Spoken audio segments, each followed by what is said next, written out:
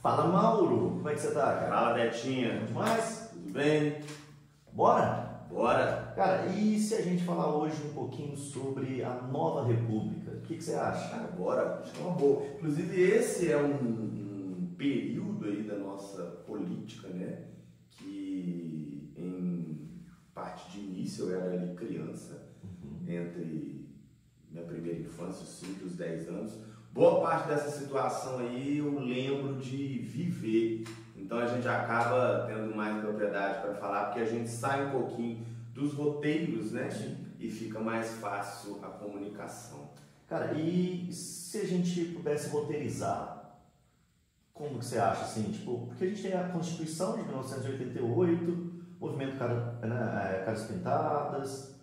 Cara, eu acho que seria justamente uma boa essa divisão.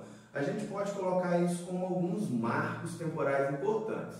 A Constituição de 1988, que vem logo após um período longo, né, de restrições às liberdades coletivas e individuais do brasileiro. A gente tem o movimento dos Caras Pintadas, com o Collor sendo o primeiro presidente eleito diretamente pela população em 1992, simbolizando toda aquela representatividade de esperança, de combate à corrupção e caça aos marajás. Sim. E temos talvez a manifestação de 2013 também como um marco temporal que se relaciona com esse período de 92, quando o brasileiro efetivamente começou a modificar um pouco a visão da política, a se interessar mais por política, né? Acho que os meses aí de julho a agosto de 2013, a gente tem a representação máxima do que vai ficar conhecido lá na eleição do Bolsonaro como um antipetismo muito caracterizado, né?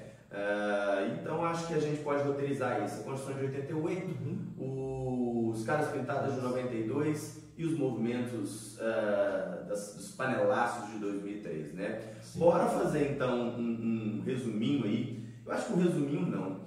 Esse assunto a gente vai acabar falando bastante coisa. Talvez seja bom a gente dividir isso em 2 vídeos, em 2 períodos. Bora pensar nisso. Ser um assunto denso, né? Mas eu tenho certeza que para quem viveu essa época ou para quem não viveu, as informações são interessantes. Bora começar a falar do Tancredo? Bora!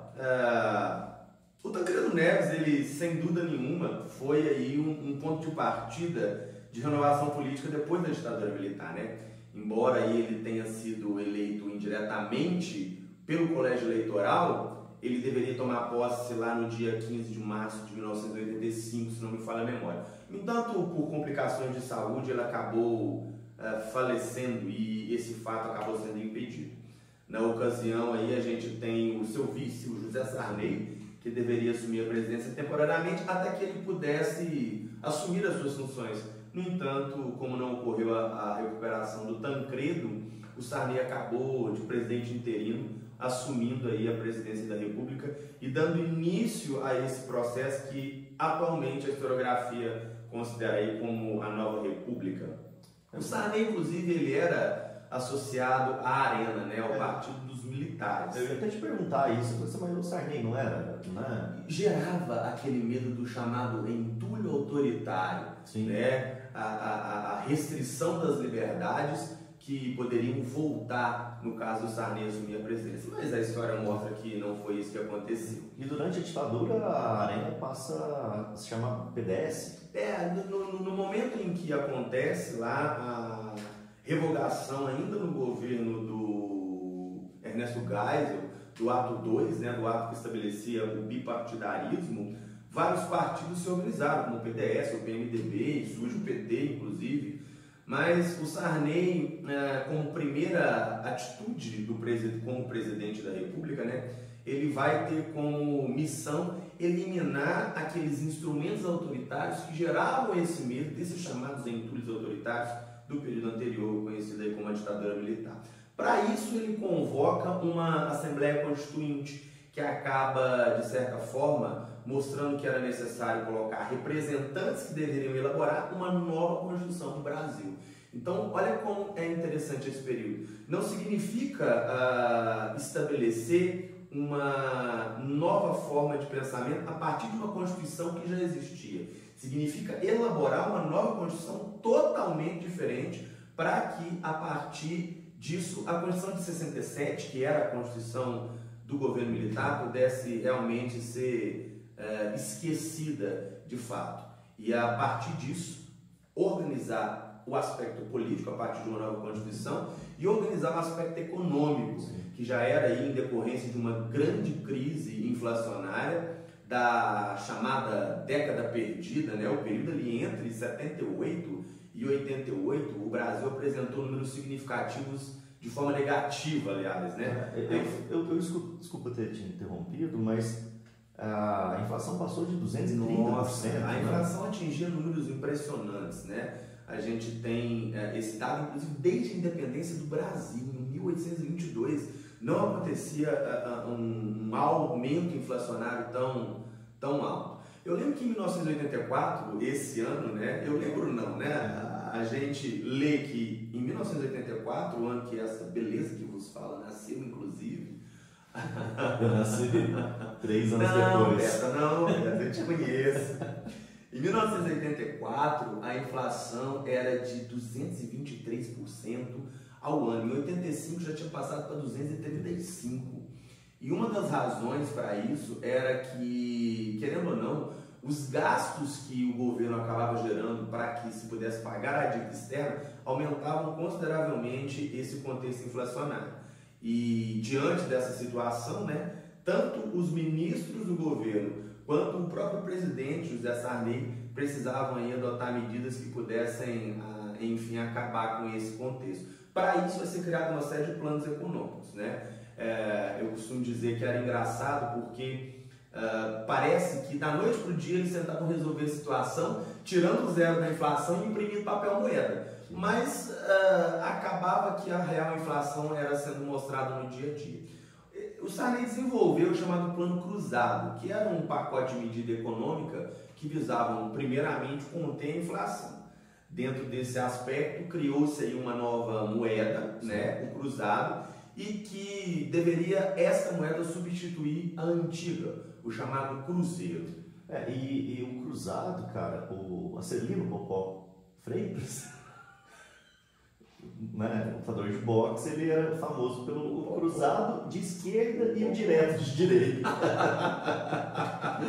O cruzado de esquerda é esse mesmo. Aí não. Cara, e assim, foi nesse contexto, né, nesse esquema que os fiscais surgiram? Cara, essa história é boa, porque o plano previa, a partir do congelamento de preços, tentar conter a inflação existente. Mas isso era uma medida pouco comum, né? O congelamento dos preços. Se você pensar para o consumidor, pode até ser interessante. Poxa, congelar o preço não vai subir, né? Isso significava aí que estava proibido, por exemplo, o reajuste de produtos como aluguéis, como os produtos de primeira necessidade nas prateleiras do supermercado.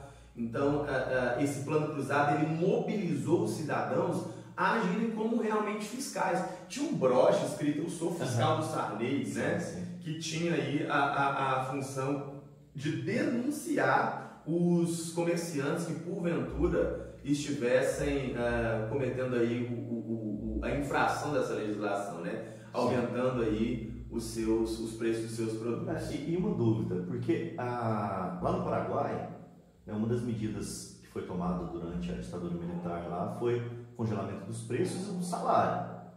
Aconteceu no Brasil também o congelamento do salário durante o Sarney? Aí é uma conta que não fecha, né? Se você congela o preço e para o consumidor pode ser algo interessante dentro do ponto de vista inicial, se congelou o salário, a situação vai permanecer a mesma. Inclusive, muitos comerciantes, nessa ideia de serem impedidos de reajustar o preço, eles se recusavam a colocar os produtos na prateleira e isso acabava fazendo com que houvesse ali um boicote ao próprio plano, né? E isso se seguiu em outros planos dentro do próprio governo Sarney. Por isso que tinha essa ideia de cortar os zeros e começar a matemática já não é muito bom não, né? Mas a ideia de cortar os zeros e começar novamente a imprimir papel moeda no outro dia. O que durante o processo a real inflação era mostrada. Aconteceu no Plano Brest, no Plano Verão, no Plano Verão 2, se eu não me engano, teve também essa essa nomenclatura. Então, o aspecto econômico dentro do modelo Sarney foi justamente tentar conter a inflação através desses planos desesperados aí, que tinham essa mesma premissa, congelar os preços e salários. Dentro do aspecto econômico não tem como, dentro do aspecto político não tem como fugir. Você vai destacar aí principalmente a Constituição de 1988, né? O deputado Ulisses Guimarães lá vai promulgar. Sim. E a famosa Constituição Cidadã. Constituição Cidadã. Você sabe por que ela é conhecida assim? Eu ia te fazer essa pergunta agora. Ela tem um nome também, um apelido, né, de Constituição Coragem. Porque, querendo ou não, se a gente pensar no histórico das constituições do Brasil, a gente tem aí constituições outorgadas, né? Essa, ela tem esse apelo de ser promulgada porque através dela os povos originários puderam participar pela primeira vez. Cerca de 40 mil cartas foram enviadas até o Congresso Nacional, mostrando que a população, enfim, estava participando. Então, de forma bem simples e bem direta, né, ela tem esse nome porque ela amplia o direito do cidadão, algo que não havia acontecido anteriormente. Se a gente pensar num breve histórico, 1822 é a Constituição do Poder Moderador. Sim. Pedro I e Pedro II davam a última palavra. Existiam ali os conservadores e os liberais, mas eles estavam sempre ali se equilibrando entre um e outro para atender os interesses das oligarquias que vão se tornar a próxima força política na Constituição de 1891, que é a Constituição do Café com Leite. É a Constituição que prioriza aí, né, que favorece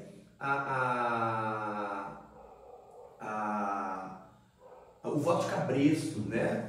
A gente tem em 1830 uma reformulação com a Constituição de 34, após a Revolução de 30, que é a Constituição do Vargas.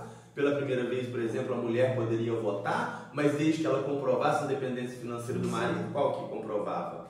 A gente tem a Constituição de 37, que é a polaca, onde o Vargas estabelece a ditadura varguista.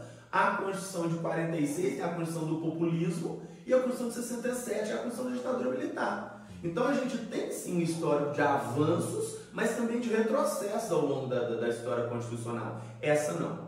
Através da Constituição Cidadã, determinou-se, por exemplo, a eleição direta para todos os cargos do Executivo e do Legislativo, justamente com esse intuito de equilibrar essas ideias. As eleições para presidente e governadores e prefeitos, que o ato 1 e o ato 3, eles tinham estabelecido ali a maneira indireta, eles foram extintos, e a Constituição agora passa a ofertar aí a possibilidade do povo eleger tanto os representantes do Legislativo quanto do Executivo, né? E foi essa também que surgiu o segundo turno, né? Sim, algumas cidades passaram aí a ter ali a decisão, né, do pleito eleitoral a partir do segundo turno, caso alguns candidatos não alcançassem a maioria dos votos válidos, ou seja, acima de 50%. Mas outra novidade interessante foi que, em relação ao voto, e interessante, essa é a mais simbólica, né? Pela primeira vez, quem pôde votar? Os analfabetos. Os analfabetos. E a partir daí, sim, essa ideia de participação, ela se ampliou. O voto tornou-se obrigatório para aqueles que possuíssem a idade entre 18 e 70 anos, e forma facultativa para aqueles acima de 70 anos e entre 16 e 18 anos. Poxa, pela primeira vez o jovem ia poder participar. Aquele jovem que cresceu no período ditatorial e que agora queria realmente fazer política, a galera da UNE ali, da União Nacional dos Estudantes, sempre muito envolvida, pela primeira vez ia poder participar. Outro aspecto, inclusive, que a Carta de 88 traz é o estabelecimento, a reconfirmação, eu acho, do federalismo. Os estados, eles teriam sim uma certa autonomia para organizar a sua forma de política e economia, leis orgânicas, né, que todo estado ali acaba tendo algum tipo de diferença. Mas assim, a divisão entre os poderes e a busca pelo equilíbrio entre esses poderes foi de certa forma garantida por esse documento. Bom demais. E se a gente for pensar no ponto de vista dos direitos políticos e civis, nós temos também aquela garantia da liberdade de expressão. Sim, importante, né? Através dessa garantia, chegava ao fim de forma estabelecida, né, o fim da censura prévia e uma possibilidade de livre organização partidária. É nesse momento que, oficialmente, os partidos começam a reforçar esses princípios democráticos, se assim a gente pode dizer. Além disso, a Constituição ela ainda garantiu a liberdade de organização dos trabalhadores. Porque se você pensar no período populista, existia uma democracia. É a primeira vez que o brasileiro realmente experimenta. Mas quando o Eurico Dutra entra no governo, a primeira coisa que ele faz é retirar a autonomia dos sindicatos. Porque naquele contexto, esse estímulo de luta de classe lembrava o socialismo. Sim. Em contexto de Guerra Fria, isso não ia acontecer, né? A preocupação também com algumas minorias está presente nesse documento. Cara, esse para mim é muito simbólico, né? Eu cresci em um ambiente muito privilegiado. A gente estudou isso, você sabe do que eu estou falando, né? A gente tem algumas lembranças desse período, né? Muitos lugares de memória, mas eu nunca sofri um racismo direto. Eu sou preto, né? Não sei se você percebeu nesse tempo. Eu sou preto. Eu nunca sofri nenhum tipo de racismo direto. Mas, cara, até os meus 5 anos de idade, se alguém me discriminasse pela cor da minha pele, sendo brasileiro, não acontecia nada. Pela primeira vez, o racismo foi estabelecido como crime na Lei 7.716. Inafiançável. Só que aí tem todo aquele jeitinho brasileiro, né? Sempre tem, né? O racismo, ele pode ser ali interpretado em alguns casos como uma injúria racial e é um crime de menor potencial, né? E acaba tudo sempre terminando de maneira... Assim, só para a gente conseguir explicar para as pessoas que estão assistindo a gente a diferença de injúria racial, porque nós temos, igual você falou, né, um jeitinho brasileiro. Mas talvez se a gente fosse entrar em termos jurídicos, eu iria acabar cometendo alguns erros. Eu prefiro sempre falar para os meninos, para os meus alunos, para a gente poder ir dentro de uma questão prática. Isso, né? muito mais fácil. Um crime de racismo, quando você fala um macaco, o que é o problema? Você desumaniza a pessoa. E isso é um crime de um potencial, eu acho que destrutivo, muito significativo. Um crime de injúria racial seria uma gracinha, uma piadinha, que iria sim ofender, mas não é um crime tão grave. Então pode ser julgado de uma forma mais amena, de uma maneira bem simples, sabe? E também dentro dessa Carta Constitucional, pela primeira vez, os povos originários puderam participar. E ficou garantido ali a ideia de seus costumes, de suas línguas. Então a Carta Constitucional de 1988, ela é muito completa dentro desse aspecto. E a partir daí, né, novos direitos também puderam ser estabelecidos e incorporados como algo a partir da ideia do consumidor. O consumidor agora ele tem uma legislação direta para ele, além da criança e adolescente. Pausa. Mas Petinho, se a gente pensar, o governo Sarney foi um governo bem mais do mesmo. Sim. Ele não conseguiu grandes transformações, apesar de ter esse marco aí da Constituição, essa ideia política, que já era de se esperar, né?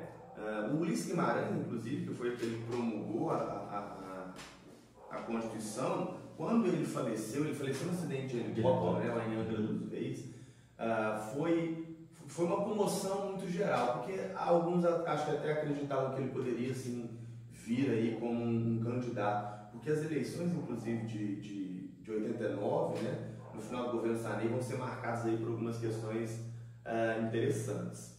Em 89, então, ocorrem as primeiras eleições diretas para presidente. Se você pensar, o último presidente que tinha sido eleito diretamente pelo povo tinha sido quem?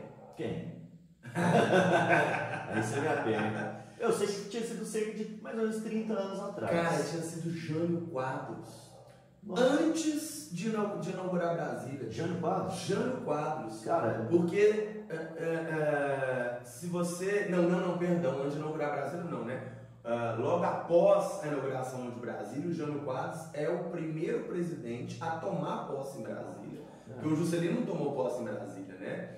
Porque o Jânio Quadros vai ser eleito com a ideia lá do Varre da Sorinha, só que ele vai renunciar 7 meses depois. Então o João Goulart, que é o que sofre o golpe em 64,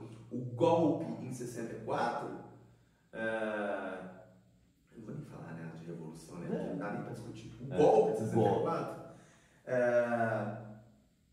ele era vice do Jânio Quadros. Então ele não foi eleito diretamente pelo povo, se assim a gente pode dizer. As chapas eram desvinculadas daquele contexto.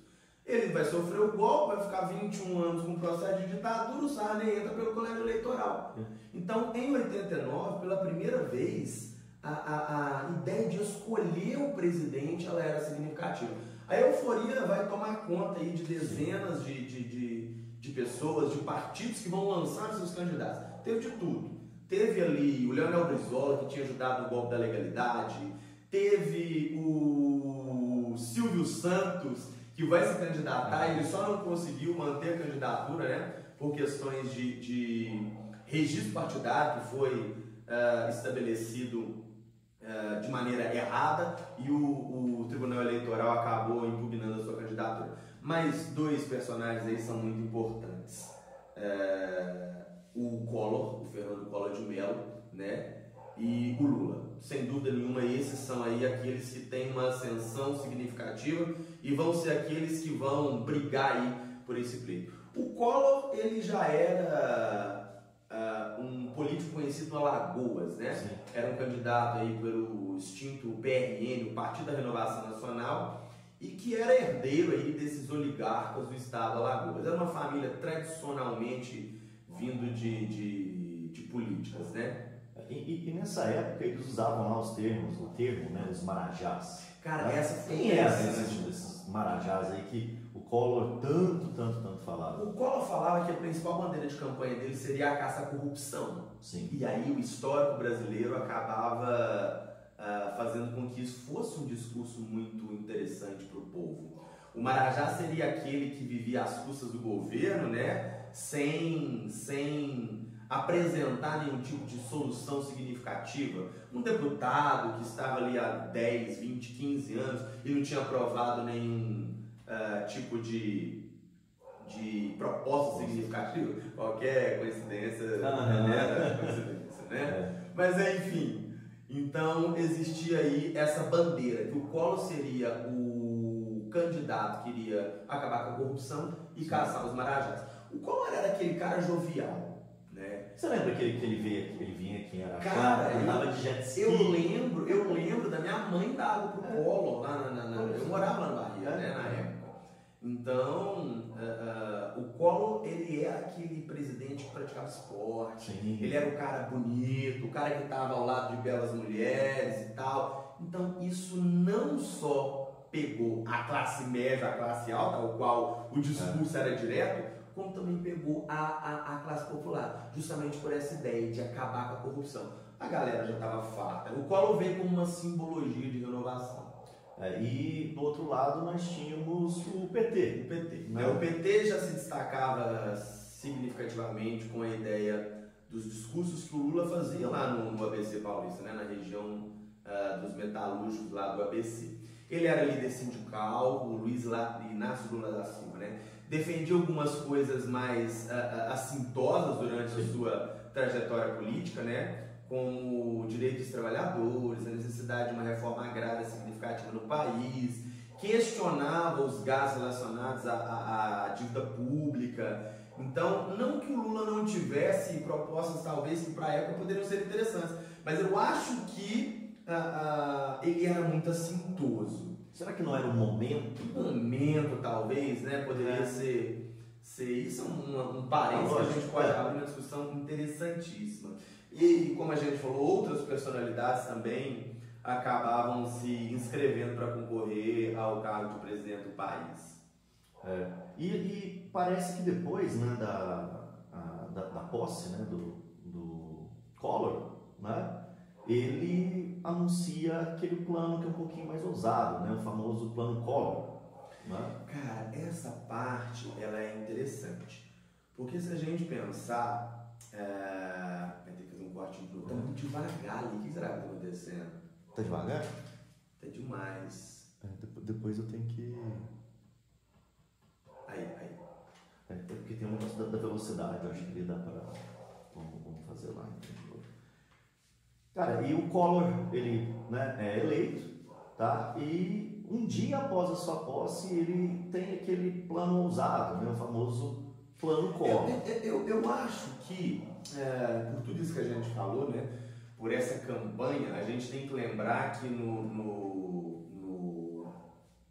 na campanha política houveram ali debates significativos, né? O Lula e o Collor, eles vão ter ali um tempo maior na exposição do debate lá no segundo turno e vai ficar provado depois que a Globo vai conseguir manipular o debate, sim, né? Sim. Favoravelmente ao Collor. Eu costumo analisar também até mesmo o corte do terno do Lula.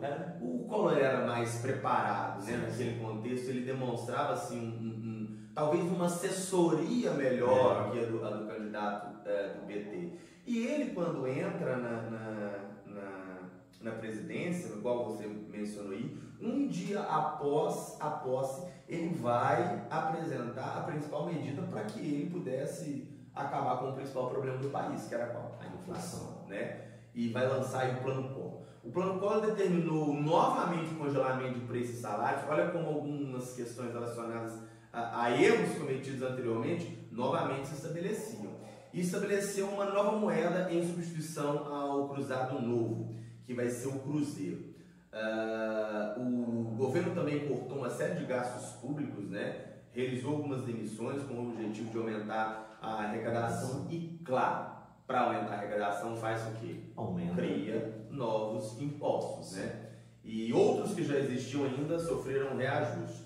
O plano ele vai dar início aí a uma série, né? um contexto de processo também de privação de estatais, que vai, de certa forma, dar um pontapé bem discreto, mas vai inaugurar aí o que a gente vai lá na frente chamar de liberalismo, né? De neoliberalismo, uma maneira de privatizar empresas estatais, colocá-las na mão de grupos privados, com o objetivo aí de gerir melhor esse contexto, que vai ser amplamente utilizado lá no governo do FHC. E foi nesse plano Collor que nós tivemos também, né, o confisco das poupanças. Cara, o plano Collor estabeleceu justamente isso. Isso foi uma medida muito impopular, né? Sim. Porque, de certa forma, ficava determinado aí o bloqueio das contas de quem possuía, se eu não me engano, acima de 50 mil cruzados novos, sim, né? Sim. Que era a nova moeda estabelecida, em sua poupança. E tinha a promessa, né? O pagamento em 12 prestações decorridos 18 meses ou 18 meses decorridos, eu não estou me lembrando dessa parte agora.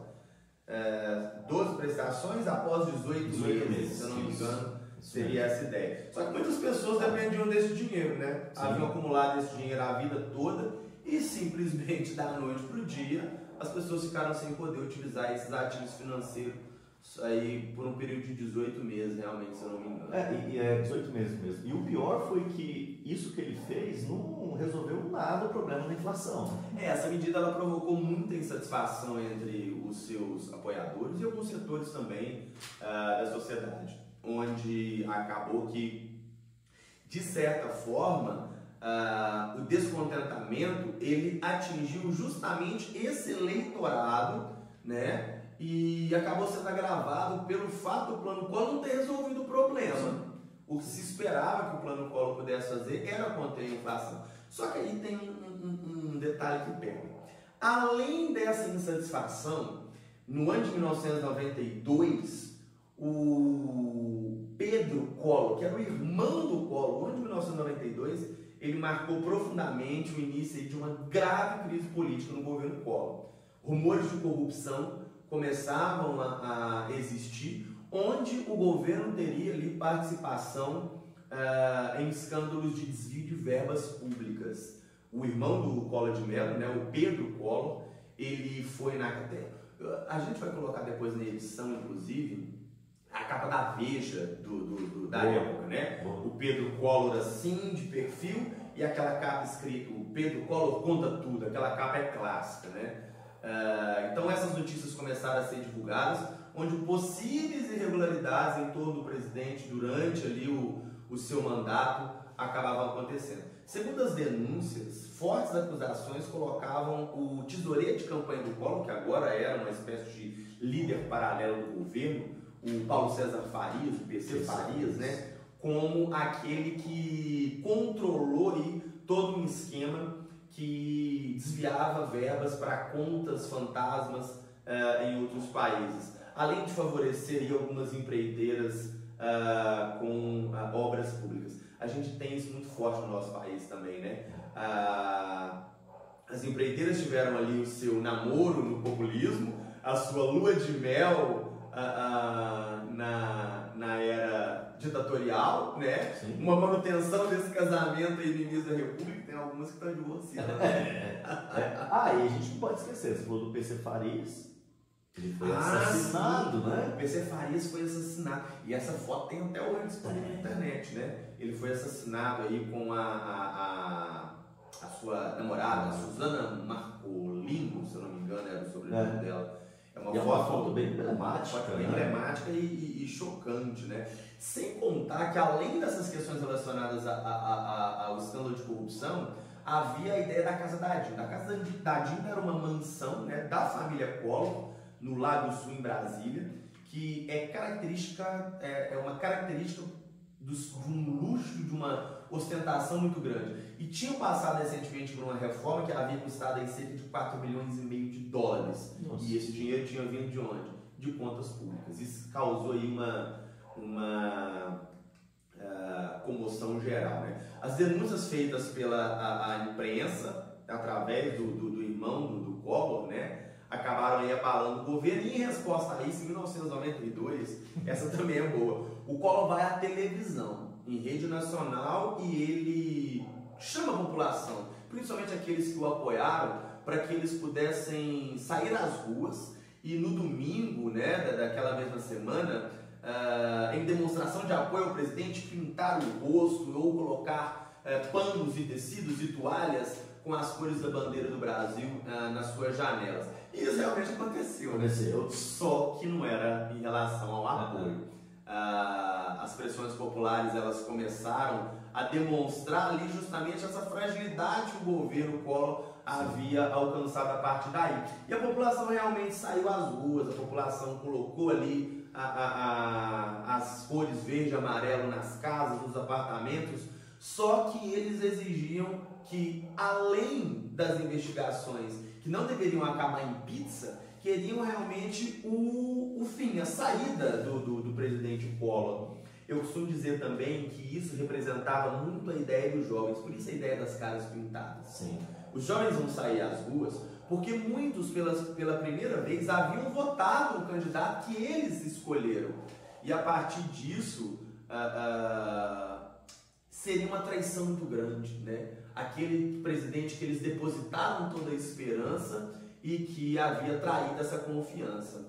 No Congresso, os deputados vão iniciar aí uma CPI, uma comissão parlamentar de inquérito, para conseguir apurar, para ver se essas denúncias de corrupção elas eram verdade.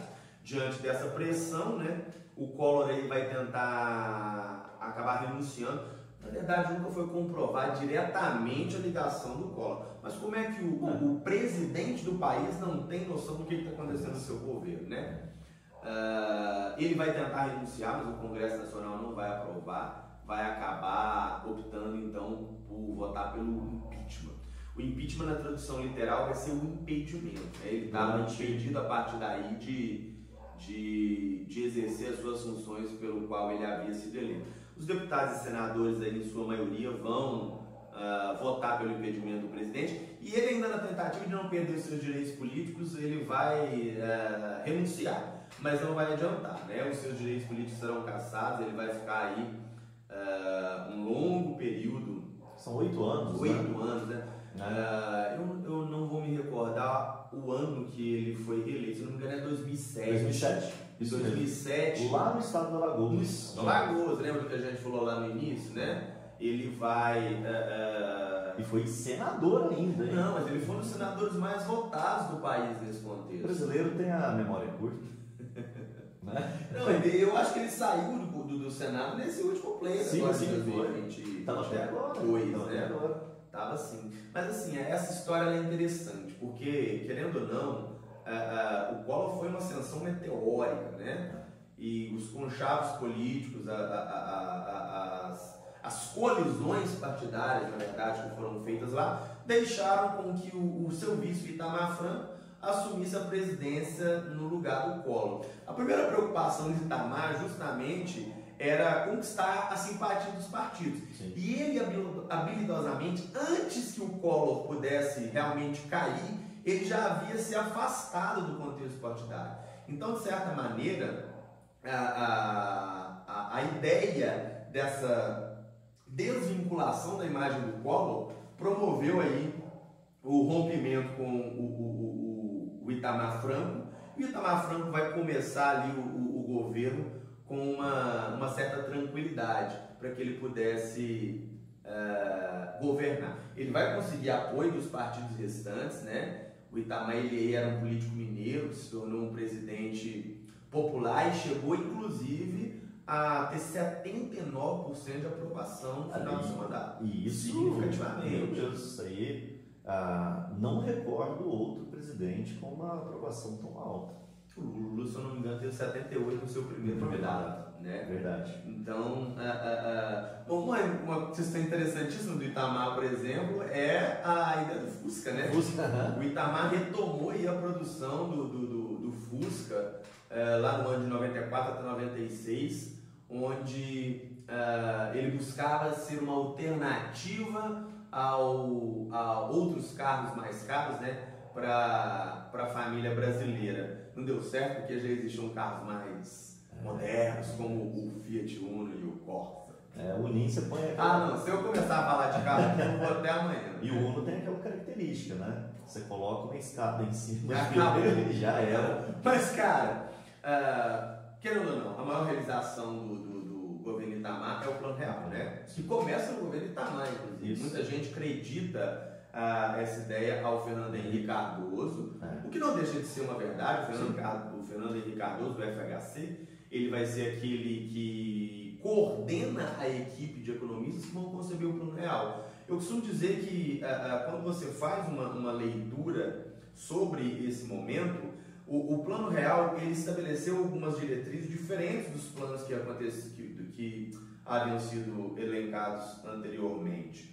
O Plano Real ele vai ter uma moeda de transição, né? A URV, Unidade Real de Valor. Ele vai ser ali concebido de uma maneira a fazer o brasileiro entender como é que aquela moeda ia ser implantada para que aos poucos a inflação pudesse ser zerada e vai conseguir, né? A paridade dólar-real ela vai existir e vai novamente, de certa forma, devolver o poder de compra para o brasileiro, onde você vai lá no supermercado aí com R$10 e comprava carne, leite. Comprava quase a compra do mês inteiro. Uma compra inteira, né? A gente começa a falar isso, mas parece que a gente está brincando. Você tem uma noção, antes do Plano Real, a inflação que a gente tinha falado que estava 235 chegou a 470%.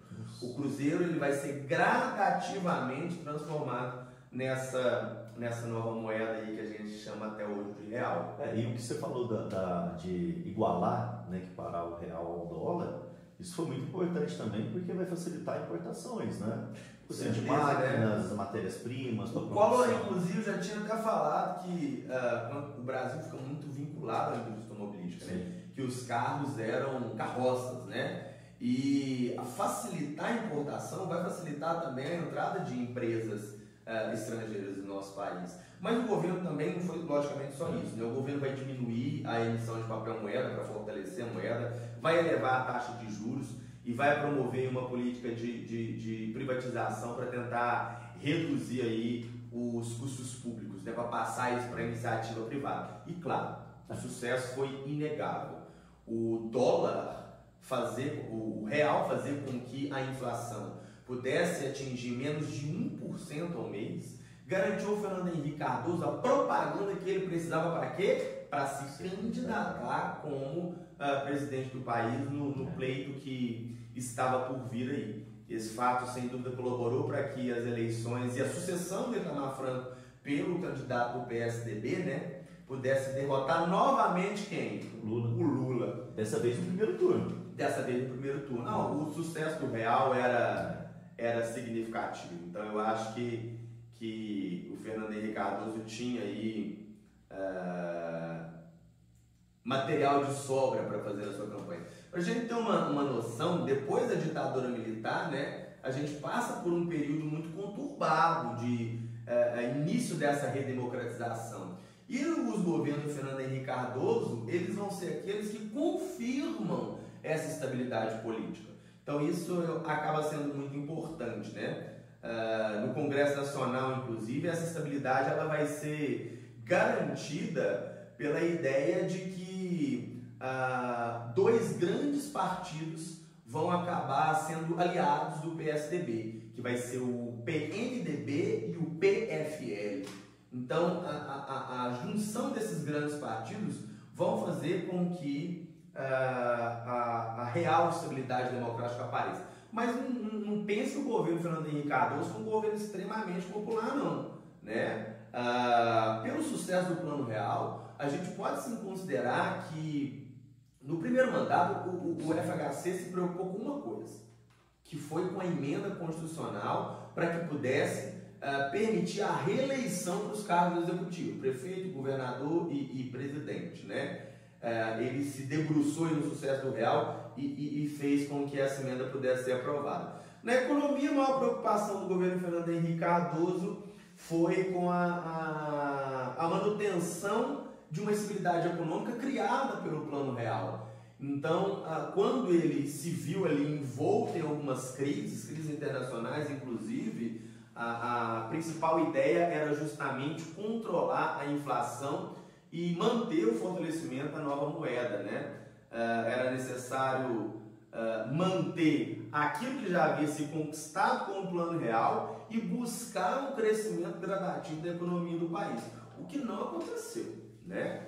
A estabilidade aí, ela ficou ameaçada por grandes crises econômicas.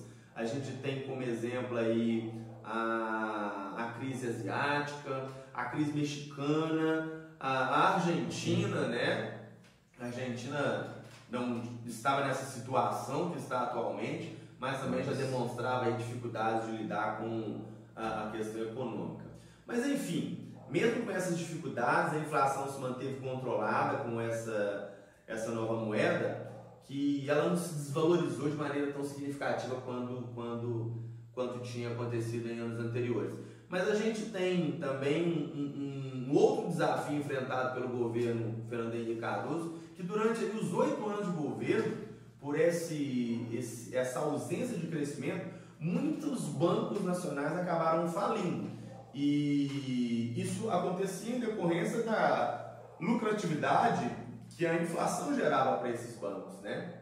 O governo chegou, se eu não me engano o nome, a criar um programa que estimulava a reestruturação bancária, eu acho que chamava PROER, né? PROER. Programa de estímulo à reestruturação e do fortalecimento do sistema financeiro nacional. Um nome bonito, né? Um nome precisava colocar só... Não precisava disso. Mas enfim, esse homem ele foi responsável por investir dinheiro público e tentar impedir ali a quebra generalizada aí e uma crise muito significativa no sistema bancário brasileiro. Então, o governo Collor havia dado esse pontapé inicial, mas a privatização das estatais ela ganha maior dimensão no governo Fernando Henrique Cardoso, principalmente no seu segundo mandato, né?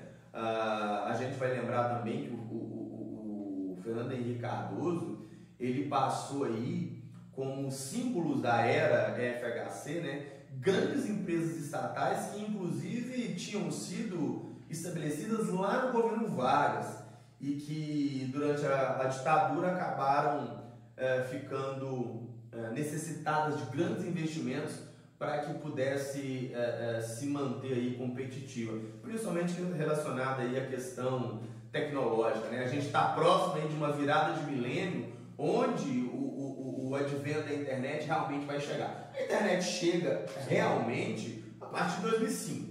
Antes a internet circulava em ambientes restritos, né? E algumas medidas durante o governo Fernando Henrique Cardoso acabaram não acarretando em crescimento e uma profunda desigualdade social aconteceu.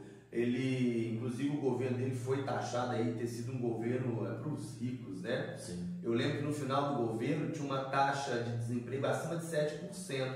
E a gente pode mencionar que tanto essas crises, quanto a crise energética, né? Quanto a crise do meio rural, vale lembrar que o movimento sem terra começou realmente a aparecer no governo Fernando Henrique Cardoso, fizeram com que o governo pudesse ser bastante conturbado. O Sem Terra era justamente aquele grupo que tinha como principal pauta a reforma agrária, que era uma das bandeiras defendidas pelo candidato Lula, né? Isso começava a ser ali algo já estabelecido nesse momento.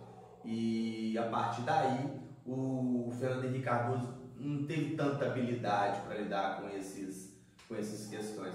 A concentração de terra já era um problema existente no Brasil desde que o Brasil havia se concebido dessa maneira, né? E bora pro nosso outro vídeo, vamos finalizar esse aqui, porque a gente faz um outro para falar sobre a sucessão do Fernando Henrique, porque aí a gente consegue falar agora de um tempo mais atual para a gente. A era longeva que o PT teve, né, até um novo impeachment, como é o caso da Dilma, e um modelo contemporâneo aí, a partir da eleição de 2018, né, que eu acho que é um tópico interessante. Então, vamos para a próxima? Fechou? Bora! Então, siga Conexões. Abraço!